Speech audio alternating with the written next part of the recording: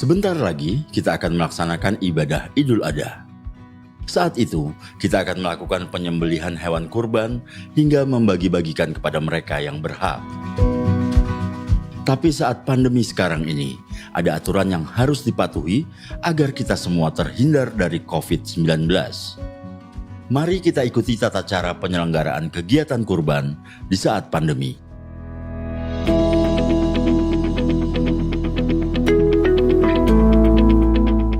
Dari rumah, petugas pemotongan wajib memakai masker dan menggunakan baju lengan panjang. Petugas adalah orang-orang yang berasal dari lingkungan setempat. Jika ada petugas yang berasal dari provinsi atau kota atau kabupaten lain, ia wajib memiliki surat keterangan sehat dari rumah sakit atau puskesmas.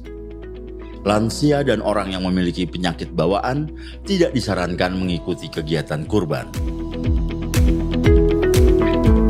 Sebelum memasuki lokasi, dilakukan pengecekan suhu menggunakan termogan. Petugas yang melakukan ini harus memakai masker, face shield, serta sarung tangan. Selanjutnya, penanggung jawab kegiatan wajib memberikan edukasi ke seluruh orang agar menghindari menyentuh area wajah, khususnya mata, hidung, telinga, dan mulut. Mereka yang mengalami gejala seperti demam, nyeri tenggorokan, batuk atau pilek dilarang masuk ke lokasi.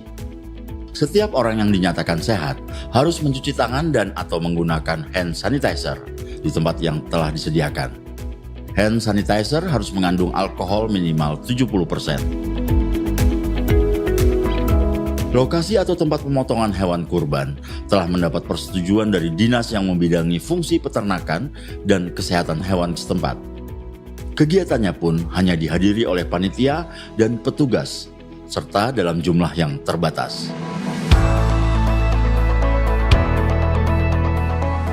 Fasilitas pemotongan hewan kurban terdiri dari 2 area tugas, yaitu area kotor dan area bersih.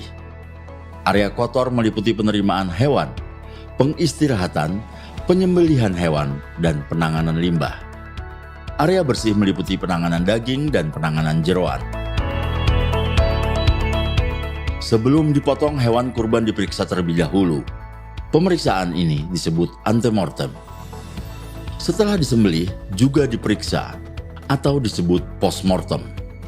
Pemeriksaan dilakukan oleh dokter hewan atau paramedik veteriner yang di bawah pengawasan dokter hewan yang berwenang.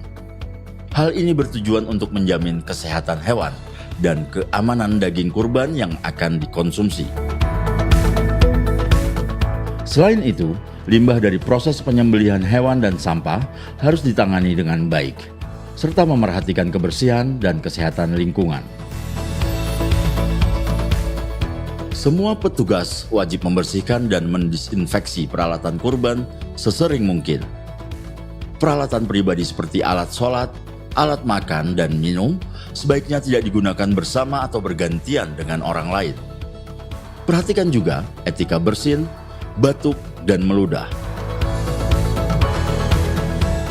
Ada perbedaan penggunaan APD di masing-masing tempat. Petugas di area kotor menggunakan masker, sepatu boots, memakai kacamata Google atau face shield, serta sarung tangan sekali pakai, dan apron.